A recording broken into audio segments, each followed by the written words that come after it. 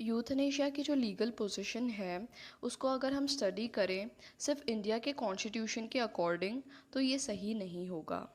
India का constitution एक ऐसा कॉन्स्टिट्यूशन है जिसे डिराइव किया गया है दूसरे कॉन्स्टिट्यूशंस में से। तो यहाँ पर हम जब लीगल स्टेटस को स्टडी करते हैं यूथनेशिया के, तो यहाँ पर हम पर्टिकुलरली इंडियन कॉन्स्टिट्यूशन के अकॉर्डिंगली इसे स्टडी नहीं कर सकते हैं।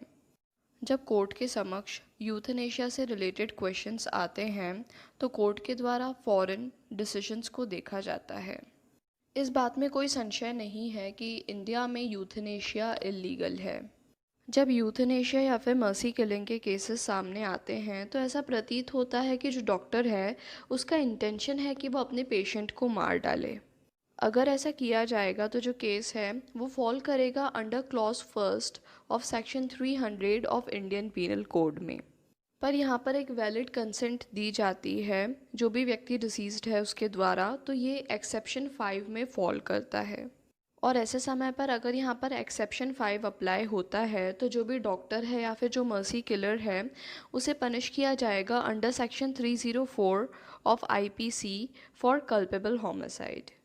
यहाँ पर जो एक्सेप्शन 5 है ऑफ सेक्शन 300 ऑफ आईपीसी, ये तभी अप्लाई हो सकता है जब पेशेंट अपने द्वारा खुद ही कंसेंट दे दे कि पेशेंट को मार दिया जाए।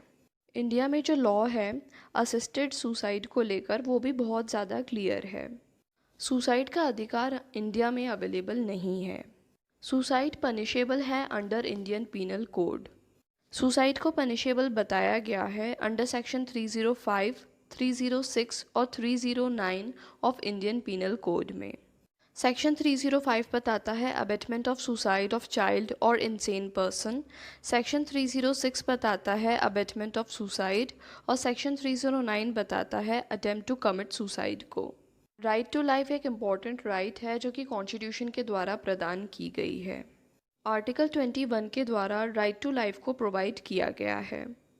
कितनी बार इस बात पे डिबेट हुई है कि आर्टिकल 21 जहाँ राइट टू लाइफ गारंटी करता है तो ये वो अधिकार भी देता है कि व्यक्ति अपनी मर्जी से मर सके।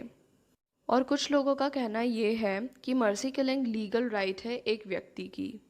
ज्ञान Kaur versus state of Punjab में 5 जजेस की बेंच के द्वारा एक डिसीजन को दिया गया था। ज्ञान Kaur versus state of Punjab के केस में साफ बता दिया गया था कि जो राइट टू लाइफ गारंटी की गई है आर्टिकल 21 ऑफ कॉन्स्टिट्यूशन में, उसमें राइट टू डाई इंक्लूडेड नहीं है।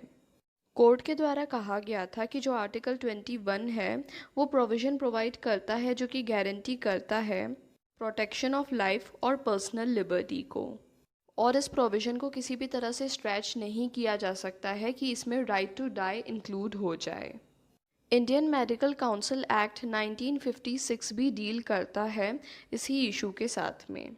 जब सेक्शन 20A को डीड किया जाता है सेक्शन 33M के साथ में of Indian medical council act 1956, तो यहाँ पर जो मेडिकल काउंसिल ऑफ इंडिया है वो प्रिस्क्राइब कर सकता है स्टैंडर्ड्स ऑफ प्रोफेशनल कंडक्ट और एटिकेट को, और साथ में ये बता सकता है code of ethics for medical practitioners. अपनी पावर्स को एक्सरसाइज करते हुए जो मेडिकल काउंसिल ऑफ इंडिया है उसके द्वारा अमेंड किया गया the code of medical ethics को। इस एक्ट के अंतर्गत यूथनेशिया को क्लासिफाई किया गया था एज अनएथिकल, पर यहाँ पर एक एक्सेप्शन भी बताया गया। इस एक्सेप्शन में बताया गया कि जब लाइफ सपोर्ट सिस्टम को इस्तेमाल किया जाता है कार्डियोपल्मोनरी एक्शंस को कंटिन्यू करने के लिए, तो यहाँ पर यूथनेशिया को अनएथिकल नहीं माना जाएगा। अगर यहाँ पर ऐसा कोई केस अराइज होता है तो डॉक्टर्स के द्वारा इसे सर्टिफाई किया जाएगा और लाइफ सपोर्ट सिस्टम को रिमूव किया जाएगा। ज्ञान कौर के केस में जो section 309 of Indian Penal Code है उसे कॉन्स्टिट्यूशनली वैलिड बताया गया। कुछ लोग यहाँ पर इस बात पे आर्ग्यू करते हैं कि अगर कोई व्यक्ति सुसाइड करने की कोशिश करता है तो वो डिप्रेशन की वजह से करता है। अगर कोई व्यक्ति डिप्रेस्ड है तो उसे मदद करनी चाहिए, ना कि उसे पनिश करना चाहिए। दिल्ली हाई कोर्ट के द्वारा स्टेट वर्सेस संजय कुमार भाटिया के केस में कहा गया, जब केसेस के साथ में डील किया जाता है अंडर सेक्शन 309, तो यहाँ पर इस बात को ऑब्ज़र्व किया जाता है कि जो सेक्शन 309 ऑफ आईपीसी है उसे नहीं रहना चाहिए स्टैट्यूट्स की बुक में। Maruti Shripati Dubal versus state of Maharashtra के केस में बॉम्बे हाई कोर्ट के द्वारा कहा गया था कि सेक्शन 309 को एग्जामिन करने के बाद ये पाया जाता है कि ये जो सेक्शन है ये वायलेटिव है ऑफ आर्टिकल 14 और आर्टिकल 21। इस केस में कहा गया था कि ये जो सेक्शन है ये डिस्क्रिमिनेटरी है नेचर में और साथ ही साथ आर्बिट्ररी भी है। ये वायलेट करता है उस इक्वालिटी को जो कि गारंटीड है बाय आर्टिकल 14। यूथनेशिया के लिए सबसे इम्पॉर्टेंट केस है Aruna Ramchandra Shanbaug versus Union of India का। इस केस के द्वारा एक वे बनाया गया जिससे जो पैसिव यूथनेशिया है वो लीगलाइज कर दिया जाए इंडिया में। इस केस के द्वारा एक पिटिशन फाइल किया गया था सुप्रीम कोर्ट के समक्ष जिसमें यूथनेशिया के लिए परमिशन मांगी गई थी। यहाँ पर अरुणा रामचंद्र एक परसिस्टेंट वेजिटेटिव स्टेट में थी। अगर एक तरह से देखा जाए तो ऑलमोस्ट उनकी मृत्यु हो ही चुकी थी। उनमें थोड़ी सी भी अवेयरनेस नहीं थी और उनका जो ब्रेन था वो भी वर्चुअली डेड था। सुप्रीम कोर्ट के द्वारा एक कमेटी को इस्टेब्लिश किया गया था for medical examination of patient ताकि ये जो इशू है इसे क्लियरली समझा जा सके। कोर्ट के द्वारा इस पिटिशन को डिसमिस कर दिया गया।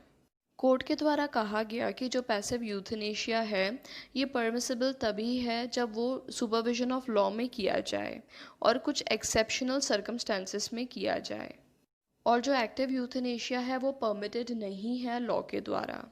कोर्ट के द्वारा ये भी सजेशन दी गई कि यहाँ पर जो अटेम्प्ट टू सुसाइड है उसे डीक्रिमिनलाइज्ड कर दिया जाए और यहाँ पर जो पनिशमेंट प्रोवाइडेड है आईपीसी के द्वारा उसे भी ख़त्म कर दिया जाए। कोर्ट के द्वारा यहाँ पर कुछ गाइडलाइंस को बताया गया जो कि तब तक कंटिन्यू होंगी जब तक पार्लियामेंट के द्वारा कोई भी लॉ नहीं बना दिया जाता है। कोर्ट के द्वारा कहा गया कि एक डिसीजन लेना ज़रूरी हो जाता है कि ये जो लाइफ सपोर्ट सिस्टम है इसे डिसकंटिन्यू कर दिया जाए और ये डिसीजन लिया जाएगा पेरेंट्स के द्वारा या फिर स्पाउस के द्वारा या फिर क्लोज रिलेटिव्स के द्वारा, और अगर इनमें से कोई भी व्यक्ति मौजूद नहीं है तो ये फैसला लिया जा सकता है किसी नेक्स्ट फ्रेंड के द्वारा। ये जो डिसीजन है ये डॉक्टर्स के द्वारा भी लिया जा सकता है जो कि पेशेंट को अटेंड कर रहे हैं। पर यहाँ पर एक बात का ध्यान रखना ज़रूरी होता है कि जो डिसीजन है ये बोनाफाइड लिया जाए और पेशेंट के इंटरेस्ट में लिया जाए। अगर यहाँ पर जो निर्णय है ये डॉक्टर के द्वारा लिया गया है, नियर रिलेटिव्स के द्वारा लिया गया है या फिर किसी भी व्यक्ति के द्वारा लिया गया है तो यहाँ पर हाई कोर्ट का अप्रूवल बहुत ज़्यादा आवश्यक है। यहाँ पर हाई कोर्ट की परमिशन को इसलिए मैंडेटरी बताया गया है क्योंकि यहाँ पर क्लोज रिलेटिव्स के द्वारा भी मिसशीफ किया जा सकता है। यहाँ पर जो कोई भी व्यक्ति जो पेशेंट है उसकी प्रॉपर्टी को इनहेरिट करेगा ऐसे व्यक्ति के द्वारा भी मिसशीफ किया जा सकता है, इसलिए यहाँ पर हाई कोर्ट की परमिशन को मैंडेटरी बताया गया है। तो आज जो हमने टॉपिक कवर किया वो है position of euthanasia in India.